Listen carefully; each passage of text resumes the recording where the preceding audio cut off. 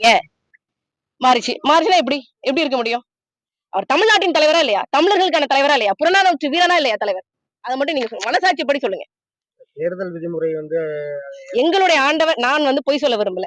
எங்களுடைய தலைவர், எங்களுடைய இறைவன், நாங்கள் அவரை பூஜிக்கிறோம், மனதார பூஜிக்கிறோம். மனதார வந்து அவர் வழிப்படி நாங்க நடக்கணும், அவர் அறத்தின்படி நாங்க நடக்கணும்னு சொல்லி நாங்க விரும்புறோம். அதனால எங்களுடைய தலைவர், எங்களுடைய இறைவன், தலைவர் படியில நான் உறுதி எடுக்கிறதுல ரொம்ப பெருமையா இருக்கிறேன். இதுக்கே நீங்க இவ்வளவு கேள்வி கேட்காதீங்க. ஜூன் 4, 2024 தேர்தல் ரிசல்ட் வருது. நாகப்பட்டினம் நாடாளுமன்ற தொகுதி நாம் தமிழர் கட்சி வென்றதுன்னு வரும். நாடாளுமன்றத்துக்குள்ள போய் நாகப்பட்டினம் நாடாளுமன்ற தொகுதியின் மக்களவை உறுப்பினராக தேசிய தலைவர் மேதகவி பிரபாகரன் மீது உறுதியேற்கிறேன் தான் நான் உறுதி எடுக்க போறேன். அதனால இது சும்மா ட்ரெய்லர் தான், மெயின் பிக்சர் அப்பதான் தான் இருக்கு.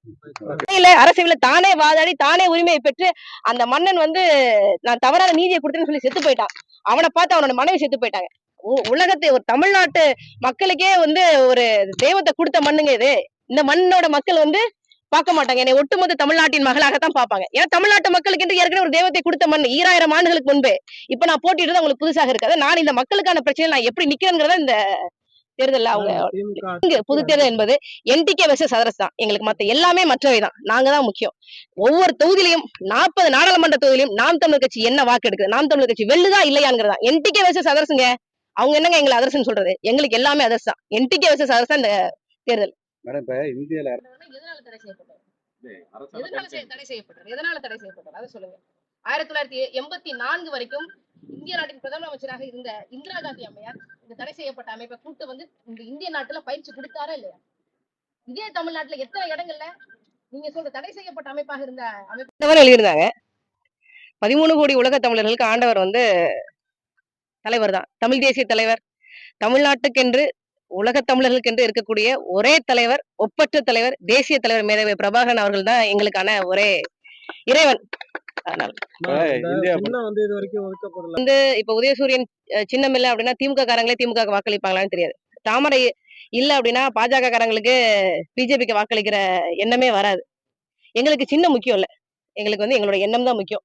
மக்களுக்கு நாங்கள் எந்த விதமான கொள்கைகள் எடுத்துட்டு போறோம், மக்களுடைய பிரச்சனைகளுக்கு நாம் தமிழர் கட்சி எந்த விதமான நிலைப்பாட்டை எடுத்துட்டு போகிறதுதான் எங்களுடைய எண்ணமே தவிர எங்களுக்கு சின்னம் முக்கியம் இல்ல. சின்னம் நாளைக்கு வந்துடும். தேர்தலுக்கு பிறகு நாம் தமிழர் கட்சியோட நாங்க நாடாளுமன்றத்துக்கு போறது இந்த பிரதமர் ஆதரிக்கிறதுக்கு அந்த பிரதமர் ஆதரிக்கிறதுக்கு இல்ல. இப்ப மிக முக்கிய பிரச்சனையாக இருக்கிறது தமிழ்நாட்டுல காவிரி பிரச்சனை. காவிரியில இருந்து தமிழ்நாட்டுக்கு ஒரு சொட்டு தண்ணி கூட கொடுக்க மாட்டேன் அப்படின்னு சொல்றாங்க. அதுக்கு யார் சண்டை போடுறது? 2 ஆண்டுகளுக்கு முன்னாடி கர்நாடகாவின் எம்பியாக இருந்த ரேவண்ணா அவர்கள் சொல்றாங்க, காவிரியில மேகதட்டு அணையை கட்டுவது கன்னடர்களின் உரிமைன்னு சொல்றாப்ல. 39+1 புதுச்சேரிக்கும் காவிரியில உரிமை உண்டு. 40 எம்பிக்கள், திமுக எம்பிக்கள், அதிமுக எம்பி ஒருத்தர் இருந்தார். தஞ்சாவூர் பொம்மையாட்டம் கொலு பொம்மையாட்டம் உட்காந்துருந்தாங்க. நாங்க வர்றோம், நாம் தமிழர் கட்சிக்காரங்க போறோம். காவிரிக்கு சண்டை போடத்தான் நாங்க நாடாளுமன்றத்துக்கே போறோம், வேற எதுக்காகவும் இல்ல. பிரதமர் வேட்பாளர், பிரதமர் ஆதரிக்கிறதால அது அடுத்து. எங்கள் மக்களுக்கான பிரச்சனை, மக்களுக்கான உரிமை பிரச்சனைக்கு குரல் கொடுப்பதற்காக நாம் தமிழர் கட்சிக்காரங்க நான் பலவிதமான பாசறைகள் இருக்கு, பலவிதமான பாசறைகள் இருக்கு. நாங்க எப்படி சேர்க்கிறோம் பாருங்களேன். நாளைக்கு சின்னம் வந்துரும், நாங்க எப்படி சேர்க்கிறோம், சின்னத்தை எப்படி சேர்த்து மக்கள் கிட்ட கொண்டு போய் சேர்த்து நாங்க எப்படி வெல்றோம்ங்கிறத பாருங்களேன். நாங்க வந்து மக்கள் வரக்கூடாதுன்னு சொல்லல. மக்கள் வந்து ஏற்கனவே கருணாநிதி தெலுங்கரா தான் இருக்காரு, அவர் ஆண்டுட்டாரு. அவருடைய காலகட்டத்துல தான் காவிரி உரிமை பறிக்கப்பட்டது. எம்ஜிஆர் மலையாளியா இருந்தாரு. அந்த நேரத்துல தான் முல்லை பெரியாற்றினுடைய பராமரிப்பு பணி வந்து தமிழர்களை விட்டு மலையாளிகளுக்கு போனது. அதே மாதிரி கன்னடரா இருந்த ஜெயலலிதா அம்மா காலத்துல பல்வேறு விதமான பிரச்சனைகள் வந்து இருந்தது. மாற்று மொழியினருக்கு நாங்க ஏகப்பட்ட வாய்ப்புகள் கொடுத்துட்டோம். அவங்க தமிழரா நின்று ஆட்சி செய்யல. இந்த தமிழ்நாடு இன்னைக்கு முழுக்க முழுக்க போதையின் பிடியில இருக்கு. இந்த போதையின் பிடியில காரணமா இருக்கிறதுக்கு காரணம் ஐயா கருணாநிதி 1971 சட்டமன்றத்துல மதுவிலக்கு இருந்த தமிழ்நாட்டுல மதுவிலக்கு ரத்து செஞ்சு போட்டதான் முதல் காரணம். டாஸ்மாக நிறுவனப்படுத்தியது எம்ஜிஆர். பீர், கூலிங் பீர் வேணும்னு சொல்லி டாஸ்மாக் கடைகளுக்கு ஃப்ரிட்ஜ் வாங்கி கொடுத்தது அம்மையார் ஜெயலலிதா.